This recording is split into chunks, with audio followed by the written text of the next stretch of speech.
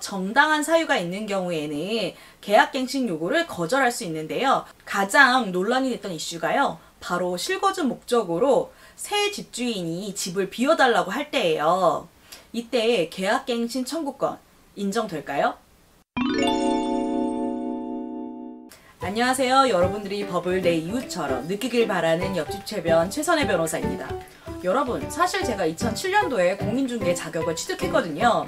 그만큼 제가 부동산법에 관심이 많은 변호사로서 경인방송 라디오 방송에서도 제가 부동산법 관련해서는 많이 의견을 발표도 했어요. 그런데 지금까지 촬영한 영상을 보니까 막상 부동산 관련법에 대한 영상은 한 개도 없더라고요. 그래서 오늘은 올해와 작년에 가장 논란이 됐던 법 중에 하나죠. 주택임대차보호법. 그 중에서 계약갱신 요구권에 대한 설명을 드리려고 해요. 또 마침 2개월 전에 핫하게 2021년 3월에 처음으로 계약갱신 요구권에 대한 판례도 한번 나왔거든요. 이 판례를 중심으로 설명드리려고 합니다. 우선 계약갱신 요구권을 설명을 드리면요. 주택 임차인이 희망하는 경우 1회 계약갱신을 청구할 수 있는 권리입니다. 임차인의 거주기간이 2년 더 늘어날 수 있는 거죠.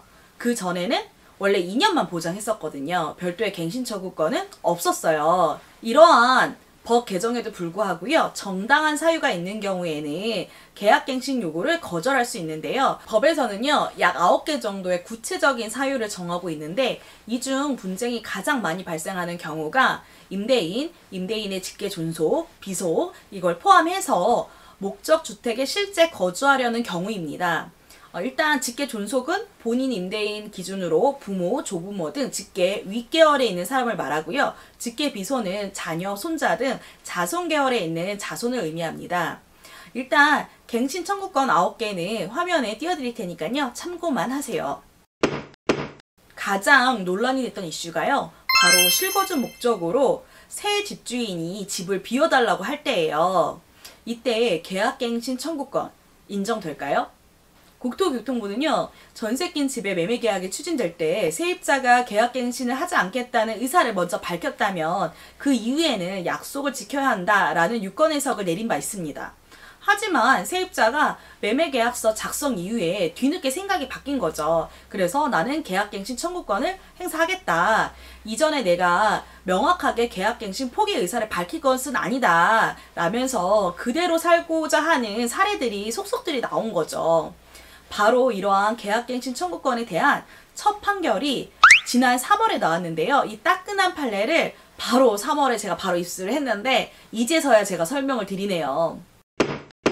세입자가 집주인에게 전세계약 연장을 위한 계약갱신 청구권을 먼저 행사를 했는데 그 다음에 집이 매매가 된 거예요. 그래서 실거주를 목적으로 한 그 새 집주인이 임차인의 계약갱신 청구권을 거절한 거죠. 그리고 세입자 보고 집을 비워달라 이렇게 할 수 있는지에 대한 재판이었습니다. 이 사람 역시도 집을 먼저 알아보겠다라고 세입자가 먼저 말한 것은 사실이지만 명확하게 계약갱신을 포기하겠다라는 의사를 밝힌 것은 아니다라고 이렇게 주장을 한 케이스거든요. 여러분, 결과는 어떻게 됐을 것 같아요? 종전 집주인에게 계약갱신을 요구하였다면 새로운 집주인이 실거주 목적으로 계약갱신 청구권을 거절할 수 없다라는 것이 판결의 요지였습니다. 네, 그러면 판결문을 보고 제가 한번 설명을 드릴게요. 이게 판결 선고가 되는 거는 언제냐? 3월 11일입니다. 원고들이 피고의 계약갱신 요구권을 거절할 수 있는지. 원고들은 누구였죠? 새 집주인.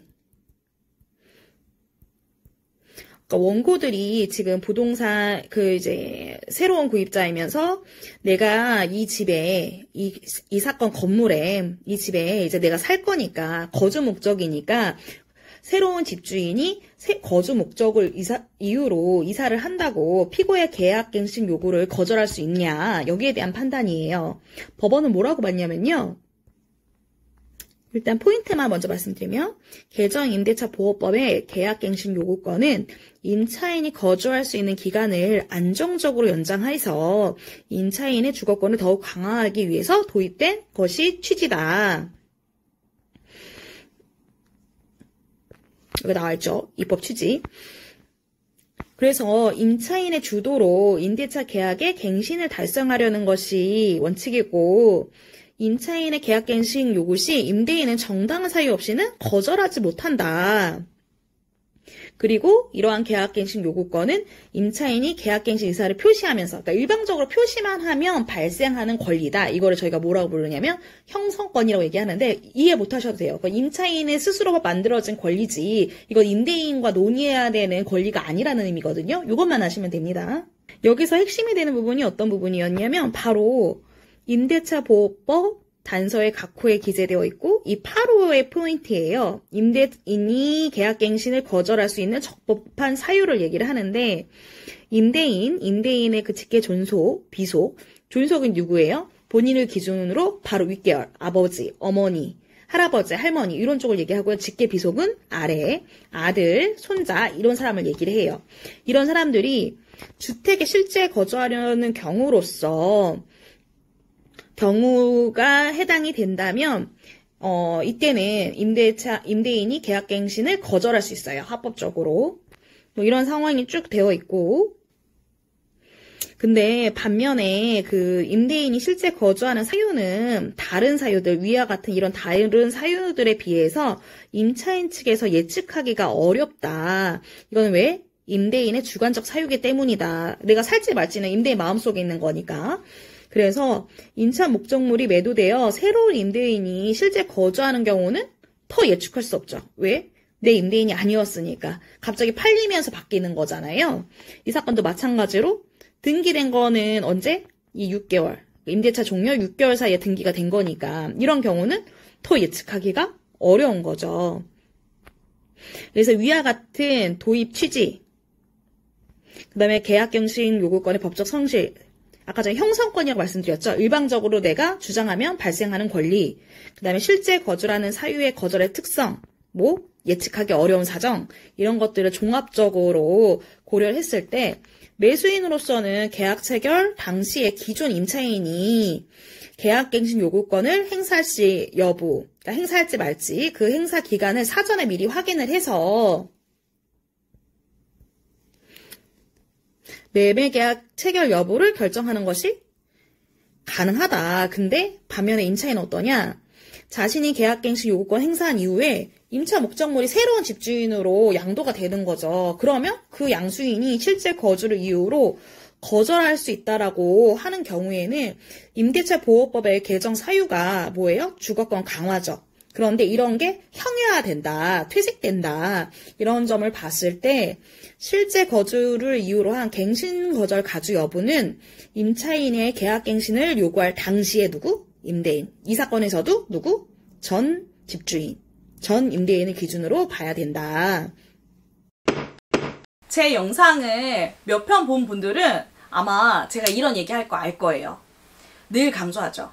주장하는 자가 입증해야 한다 라는 입증 책임의 문제도 있었는데요. 원고인 새 집주인이 제출한 증거만으로는 피고인 세입자가 자신이 계약갱신 요구권을 취득하여 행사할 수 있음을 인지하고도 계약 만료일에 퇴거하기로 상대방과 합의하여 새 집주인들에게 신뢰를 부여하였다라고 보기는 부족하다라고 판시하고 있거든요. 이런 내용을 보면요. 사실 세입자가 명백히 계약갱신 요구권을 포기했다는 증거가 부족했던 것 같아요. 만약 이러한 증거가 있었다면 결과는 조금 달라졌을 수도 있습니다.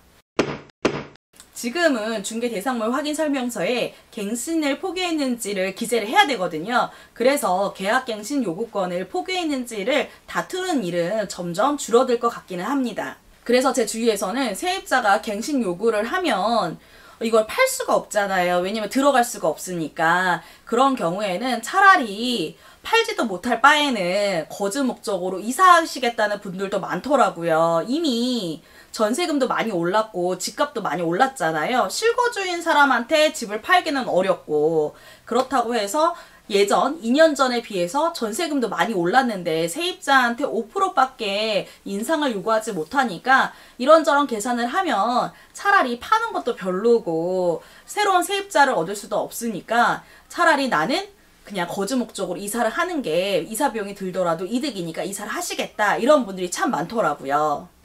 물론 임차인의 주거 안정도 중요한 부분이긴 해요. 이걸 부인하는 건 아니에요. 그러나 충분한 논의 없이 졸속으로 통과된 개정 주택임대차 보호법으로 온 국민이 혼란스러움을 겪게 되는 것은 참 안타까운 일입니다. 법원에서는요, 국회에서 만든 법을 기준으로 판단할 수밖에 없어요. 이런 한계가 분명히 있으니까 말이죠.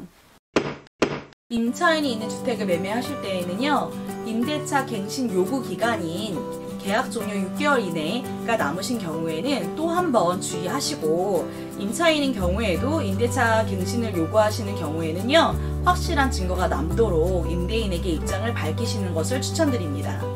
임차인 임대인이라면 반드시 알아야 되는 임대차 갱신 요구권의 구체적인 내용은요, 따로 영상을 만들어서 올리도록 할게요. 지금까지 최변TV의 최선혜 변호사였고요. 도움이 되셨다면 구독, 좋아요, 댓글 부탁드리겠습니다.